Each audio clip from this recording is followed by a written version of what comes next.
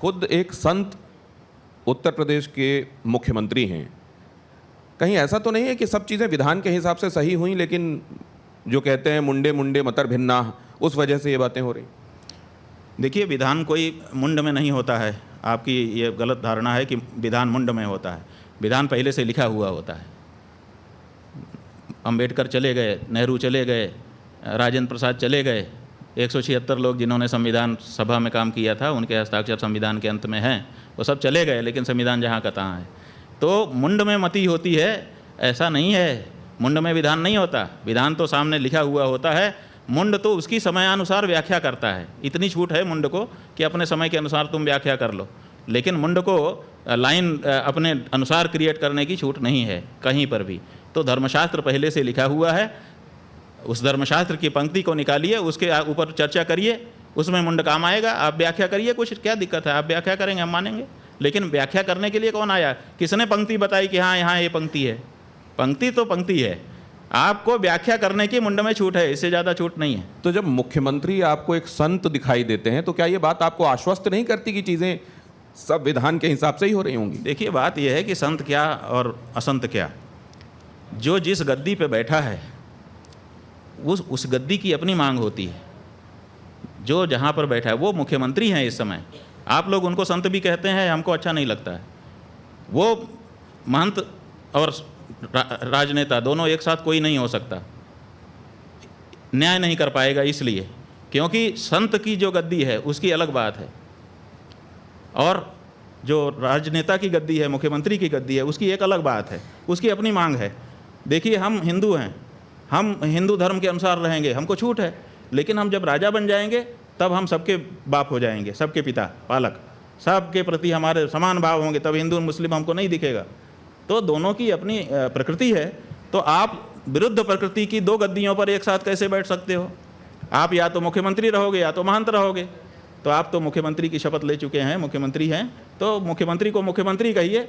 जब वो मुख्यमंत्री पद से हट करके गद्दी पे जाएंगे तब हमको उनको गद्दी वाला मानेंगे, तब उनके साथ संत का व्यवहार करेंगे। तो स्वामी जी, क्या शास्त्रों में और संविधान में विरोधाभास है, मतैक्य नहीं है? और इसलिए तो ये विरोधाभास तो फिर हमेशा रहेगा। क्या विरोधाभास है?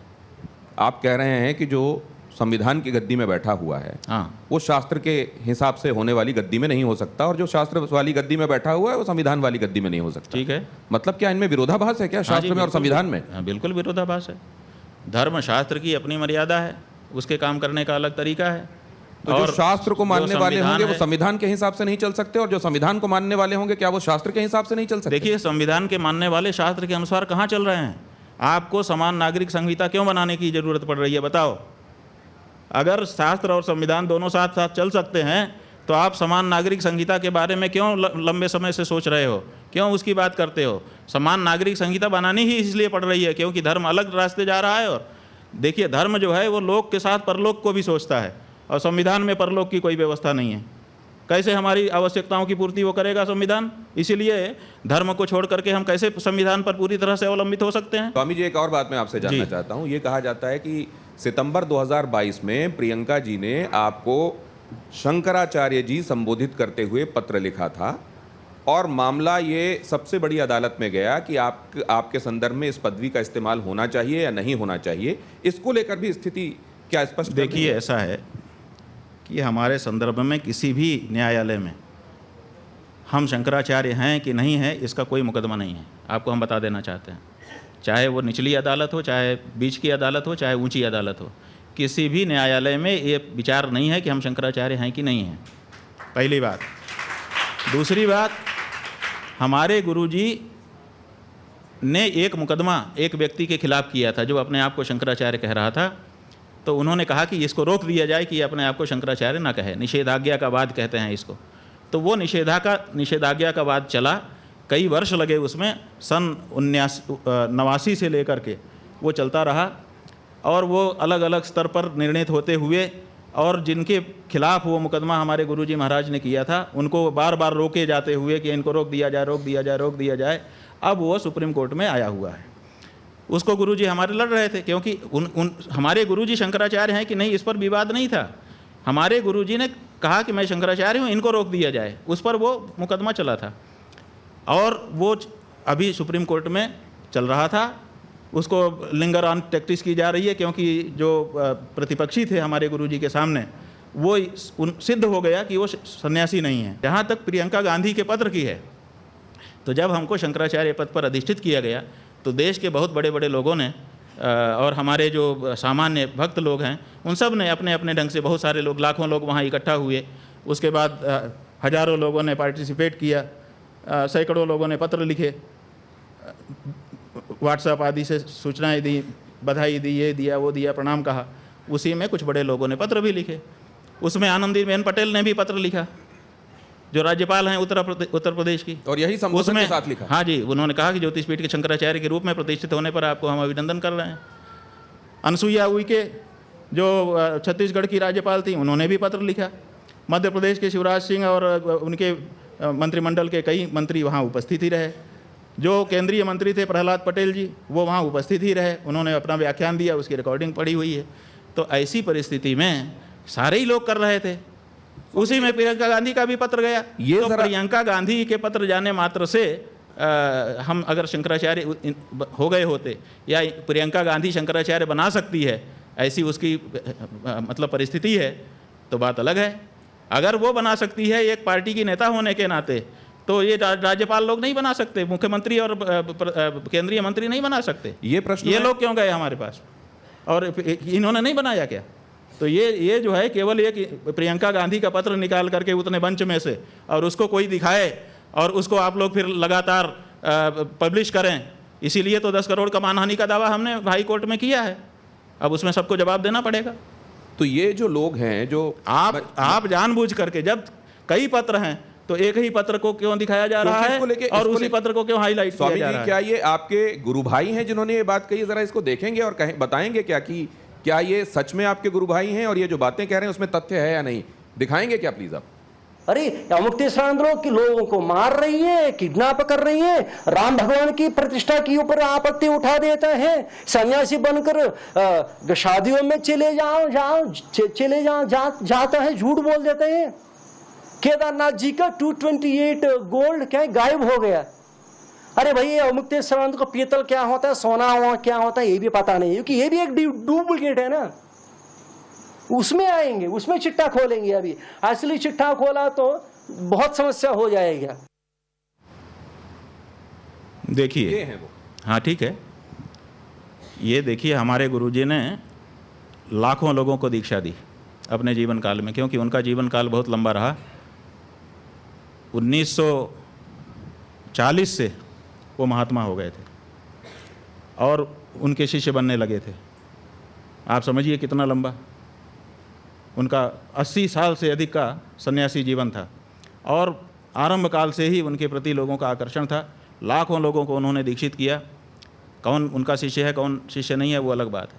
लेकिन हमारे यहाँ ये सन्यास में नियम है कि गुरु जिसको ये दंड है, देखिए, ये दंड जिसको अपने हाथ से पकड़ाता है वो उसका दंडी सन्यासी शिष्य माना जाता है।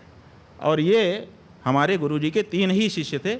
एक का अब देह छूट चुका है, 2 हम लोग हैं, एक द्वारका के शंकराचार्य जी हैं, एक हम हैं।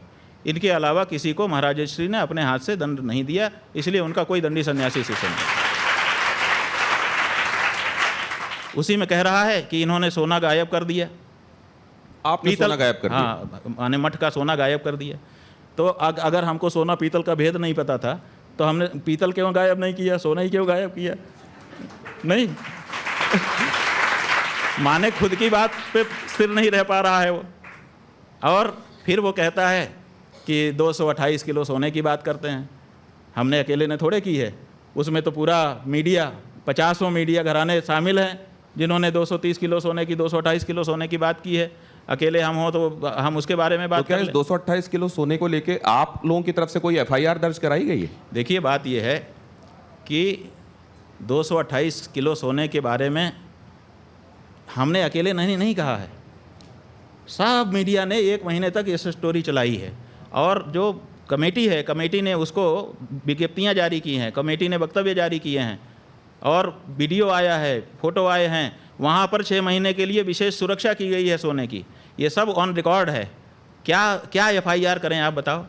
हमारा ही मंदिर है, भाई शंकराचार्य के रूप में हमारा मंदिर है बद्रीनाथ केदारनाथ, शंकराचार्य जी ने उसका उद्धार किया है और हमारी ही कमेटी है, हम किसके खिलाफ FIR करें?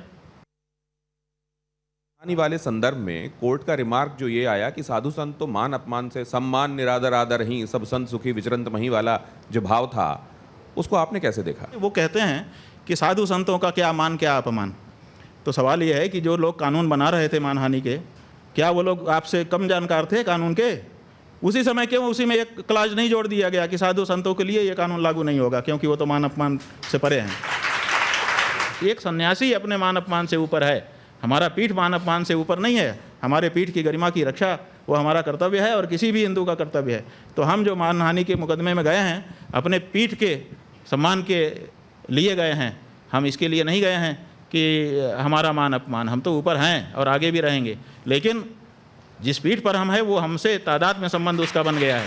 पीठ और हम अब दो अलग अलग नहीं हैं, इसलिए हमारे में पीठ का अक्स आता है। हम जब जाते हैं तो लोग कहते हैं, ये नहीं कहते हैं कि अभी मुक्तेश्वरानंद आया है, 1-2% कहते होंगे, अधिकतर लोग कहते हैं शंकराचार्य आया। तो इसका मतलब कि पीठ से हमको जोड़ करके देखते हैं।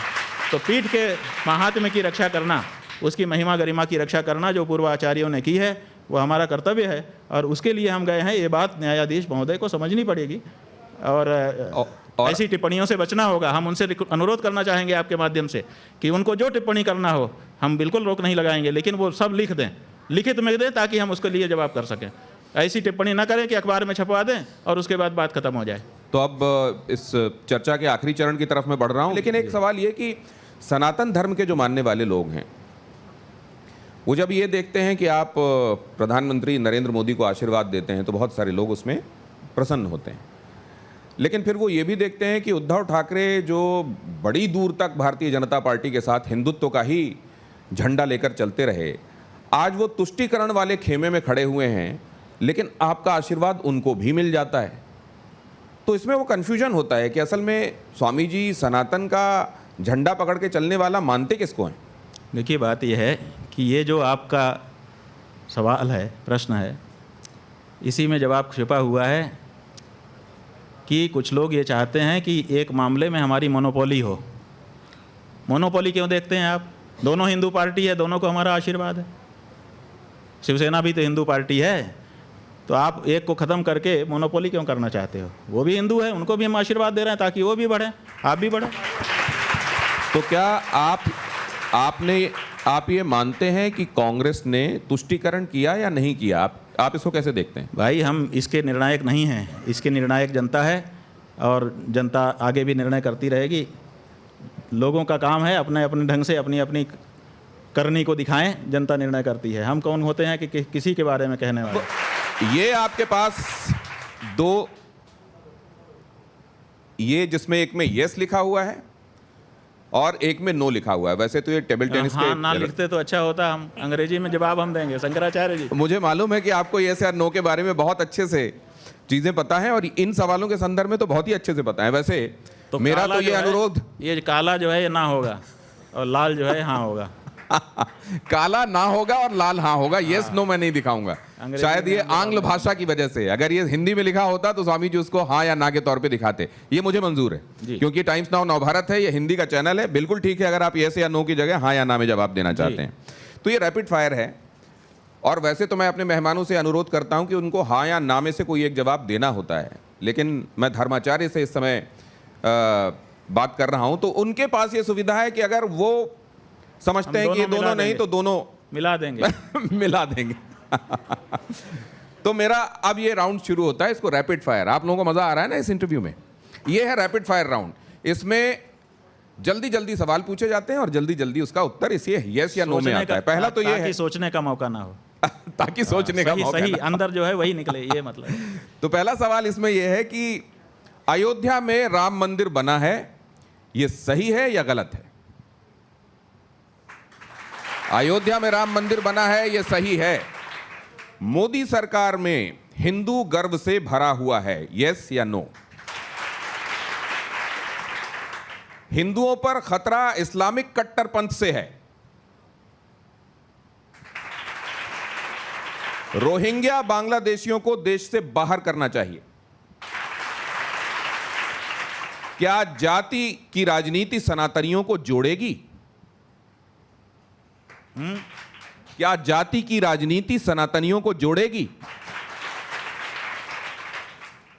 अब यहां पे ये रैपिड फायर समाप्त हुआ यस या नो के तौर पर। अब केवल दो नाम हैं, एक है राहुल गांधी और एक है नरेंद्र मोदी। स्वामी जी राहुल गांधी का नाम उसमें ठीक समझते हैं या नरेंद्र मोदी का नाम ठीक समझते हैं? अब ये उनसे अनुरोध है, सनातन संस्कृति के रक्षक कौन? वो कह रहे हैं इन दोनों का ही नाम इसके संदर्भ में वो नहीं लेंगे।